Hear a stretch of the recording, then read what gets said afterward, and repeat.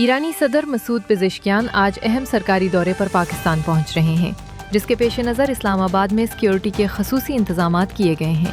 Metro bus حکام کے مطابق دارالحکومت میں آج میٹرو بس سروس مکمل طور پر معطل رہے گی، جبکہ راولپنڈی میں صبح 6 بجے سے شام 7 بجے تک محدود سروس جاری رہے گی۔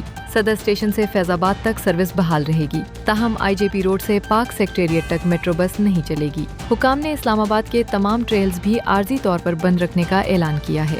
ایرانی حکام کے مطابق صدر پزشکیان کے دورے کا مقصد ایران امریکہ مذاکرات میں پاکستان کے مثبت کردار کو سراہنا اور وزیر اعظم شہباز شریف کا شکریہ ادا کرنا ہے۔ پاکستان کے معروف پنجابی گلوکار طارق طافو لاہور میں انتقال کر گئے۔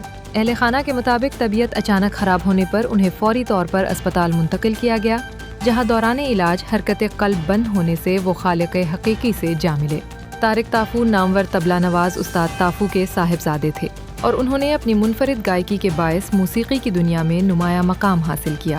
ان کا مشہور گیت لاہور لاہور اے آج بھی بے حد مقبول ہے اور انہیں عوامی سطح پر بڑی شہرت دلانے کا سبب بنا۔ مرحوم کی عمر 58 برس تھی۔ سوگواران میں اہلیہ، ایک بیٹا اور 2 بیٹیاں شامل ہیں۔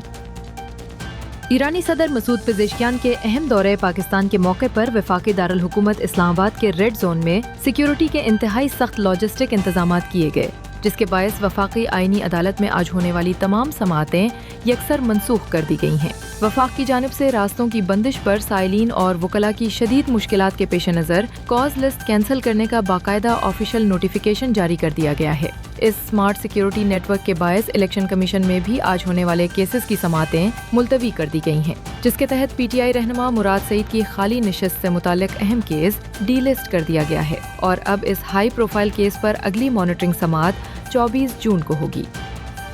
امریکہ میں جاری فیفا ورلڈ کپ کے گروپ آئی کے ایک ہائی وولٹیج میچ میں فرانس نے عراق کو 3-0 سے یک طرفہ شکست دے کر ناک آؤٹ مرحلے میں جگہ پکی کر لی ہے، جہاں سٹار فٹ بالر ایمباپے نے 2 گول اسکور کر کے ورلڈ کپ میں اپنے 16 گول مکمل کیے اور جرمنی کے میروسلاوو کلوزے کا مینوفیکچرنگ ریکارڈ برابر کر دیا۔ اسی گروپ میں ناروے نے بھی سینیگال کو 3 کے مقابلے میں 2 گول سے ہرا کر تاریخ میں پہلی بار ناک آؤٹ فیز کے لیے کوالیفائی کر لیا ہے، جس میں ایرلنگ ہالینڈ نے 2 شاندار گول کیے۔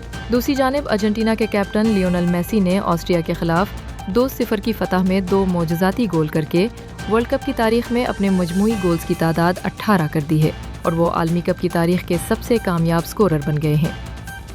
پرو ہاکی لیگ میں پاکستان اور بھارت کا اہم مقابلہ منگل کو لندن میں کھیلا جائے گا۔ روایتی حریفوں کے درمیان اس میچ میں گرین شرٹس کو پینالٹی کارنر اسپیشلسٹ سفیان خان اور مین سٹرائکر حنان شاہد کی کمی محسوس ہوگی۔ دونوں کھلاڑی فٹنس مسائل کے باعث موجودہ ٹیم کا حصہ نہیں ہیں۔ پاکستان اور بھارت کے درمیان آخری مقابلہ 14 اکتوبر 2025 کو سلطان آف جوہر کپ میں ہوا تھا، جو 3-3 گول سے برابر رہا۔ اس میچ میں حنان شاہد نے 1 جبکہ سفیان خان نے 2 گول کیے تھے۔ ماہرین کے مطابق دونوں اہم کھلاڑیوں کی عدم موجودگی سے پاکستانی فارورڈ لائن اور پینالٹی کارنر کے شعبے میں دباؤ بڑھ سکتا ہے۔ اقوام متحدہ نے کہا ہے کہ مارچ کے آغاز کے بعد پہلی مرتبہ جنوبی لبنان میں ایسا دن گزرا جب امن فوج نے نہ کوئی فضائی حملہ دیکھا اور نہ ہی کسی میزائل یا راکٹ کی پرواز ریکارڈ کی۔ اقوام متحدہ کے ترجمان سٹیفن دوجارک نے نیو یارک میں بریفنگ کے دوران بتایا کہ اتوار کا دن جنوبی لبنان میں نسبتاً پرامن رہا اور پیر کی صبح تک بھی یہی صورتحال برقرار رہی۔ انہوں نے اس پیش رفت کو شہریوں کے لیے مثبت اشارہ قرار دیا، تاہم واضح کیا کہ صورتحال مکمل طور پر معمول پر نہیں آئی۔ اقوام متحدہ کے مطابق جنوبی لبنان میں اسرائیلی فوج کی زمینی سرگرمیاں، بختر بند گاڑیوں کی نقل و حرکت اور انجینئرنگ کام اب بھی دیکھے جا رہے ہیں۔ ترجمان کے مطابق لبنانی فضائی حدود کی خلاف ورزیاں بھی ریکارڈ ہوئیں، اگرچہ ان کی شدت پہلے کے مقابلے میں کم رہی۔ کاروباری خواتین کے لیے پاکستان کی پہلی ڈیجیٹل قرضہ اسکیم متعارف کرا دی گئی ہے۔ Securities and exchange commission of Pakistan نے خود مختار خاتون پروگرام کے تحت 15 لاکھ روپے تک فائنانسنگ کی منظوری دے دی ہے۔ اس اسکیم کے تحت خواتین کی زیر نگرانی چلنے والے مائکرو، اسمال اور میڈیم انٹرپرائزز کو ڈیجیٹل قرضہ سہولت فراہم کی جائے گی۔ منظور شدہ قرضہ پروڈکٹ کے ذریعے کاروباری خواتین کو ان کے کریڈٹ اسیسمنٹ کے نتائج کی بنیاد پر 1 لاکھ روپے سے 15 لاکھ روپے تک ایسٹ فائنانسنگ مل سکے گی۔ حکام کے مطابق اس اقدام کا مقصد خواتین انٹرپرینیورز کو مالی رسائی دینا اور چھوٹے کاروباروں کو باضابطہ مالیاتی نظام میں شامل کرنا ہے۔ پاکستان میں بنجر زمینوں کی بحالی اور جدید زراعت کے فروغ کے لیے اہم پیش رفت سامنے آئی ہے۔ پاکستان اور چین کے اشتراک سے بنجر علاقوں میں جدید زراعت کے لیے پہلی زرعی تحقیقی لیبارٹری قائم کر دی گئی ہے۔ منصوبے کا مقصد پاکستان کی وسیع بنجر اور صحرائی زمینوں کو جدید ٹیکنالوجی کے ذریعے قابل کاشت بنانا ہے۔ چین کی تعلیم یونیورسٹی اور نواز شریف زرعی یونیورسٹی ملتان جدید ٹیکنالوجی، تحقیق اور کسانوں کی تربیت کے لیے کام کریں گی۔ منصوبے کے تحت شمسی توانائی سے چلنے والے گرین ہاؤسز، ڈرون کے ذریعے فصلوں کی نگرانی اور جدید ڈرپ آبپاشی نظام متعارف کرایا جائے گا۔ حکام کے مطابق کم لاگت desert solar green house system سے زرعی پیداوار میں 35% تک اضافے میں مدد مل سکتی ہے۔ ایم کیو ایم پاکستان کے وفد نے اسلام آباد میں وزیر اعظم سے ملاقات کی اور اپنے اہم مطالبات پیش کر دیے۔ ملاقات میں خالد مقبول صدیقی، مصطفیٰ کمال، فاروق ستار اور امین الحق شامل تھے، جبکہ نائب وزیر اعظم اسحاق ڈار اور رانا ثناء اللہ بھی موجود تھے۔ ایم کیو ایم ذرائع کے مطابق ملاقات میں پارٹی کی جانب سے 4 نکات پر گفتگو کی گئی، جن میں شہری علاقوں کے لیے ترقیاتی پیکج کا مطالبہ بھی شامل تھا۔ ذرائع کا کہنا ہے کہ ایم کیو ایم نے بلدیاتی حکومتوں سے متعلق مجوزہ آئینی بل، سندھ میں گورنرشپ اور لاپتہ کارکنان کی بازیابی کا معاملہ بھی اٹھایا۔ ذرائع کے مطابق وزیر اعظم نے ایم کیو ایم کے مجوزہ آئینی بل اور لاپتہ کارکنان کے معاملے پر کمیٹی قائم کرنے کی ہدایت کی ہے۔ دنیا بھر کی طرح پاکستان میں بھی آج اولمپک ڈے منایا جا رہا ہے۔ اس سلسلے میں لاہور میں پاکستان اولمپک ایسوسی ایشن کے زیر اہتمام تقریب منعقد کی گئی۔ ہر سال 23 جون کو اولمپک ڈے منانے کا مقصد جدید اولمپکس کے آغاز اور کھیلوں کی اہمیت کو اجاگر کرنا ہے۔ تقریب میں gold medalist Arshad Nadeem, Olympian Faiqa Riaz, athletes, طلبہ اور مختلف فیڈریشنز کے نمائندوں نے شرکت کی۔ پی او اے کے صدر عارف سعید نے صحت مند طرز زندگی، تعلیم، شمولیت اور اولمپک اقدار کے فروغ میں کھیلوں کی اہمیت پر روشنی ڈالی۔ ارشد ندیم نے کہا کہ مستقبل میں common wealth games, Asian games اور ورلڈ چیمپئن شپ میں گولڈ میڈل حاصل کرنا ان کا ہدف ہے۔ حکومت نے ایندھن کی عالمی قیمتوں میں کمی اور وزیر اعظم کی منظوری کے بعد ملک بھر میں فیول سبسڈی ختم کرنے کا فیصلہ کر لیا ہے۔ رپورٹس کے مطابق یہ فیصلہ نائب وزیر اعظم اسحاق ڈار کی زیر صدارت قومی اسٹیئرنگ کمیٹی کے 7ویں اجلاس میں کیا گیا۔ اجلاس میں موٹر سائیکل سواروں، چھوٹے کسانوں، پبلک اور گڈز ٹرانسپورٹ کے لیے سبسڈی پروگرام کا جائزہ لیا گیا۔ وزیر اعظم کی منظوری کے بعد تمام صوبوں، گلگت بلتستان اور آزاد کشمیر میں فیول سبسڈی ختم کرنے پر اتفاق کیا گیا ہے۔ اسحاق ڈار کی ہدایت پر عوامی خدمات کی بہتری کے لیے ڈیٹا اور ترسیل کے نظام میں موجود خامیاں بھی دور کی جائیں گی۔ اعلیٰ تعلیمی کمیشن نے نیشنل سکلز کمپیٹنسی ٹیسٹ 2026 کے نتائج کی بنیاد پر ملک کی 44 جماعت اور ڈگری ایوارڈنگ اداروں کو کمپیوٹر سائنس اور کمپیوٹنگ پروگرامز میں داخلوں سے عارضی طور پر روک دیا ہے۔ ایچ ای سی کے مطابق اس قومی جائزے میں 199 جماعت کے 33,000 سے زائد طلبہ نے حصہ لیا تھا۔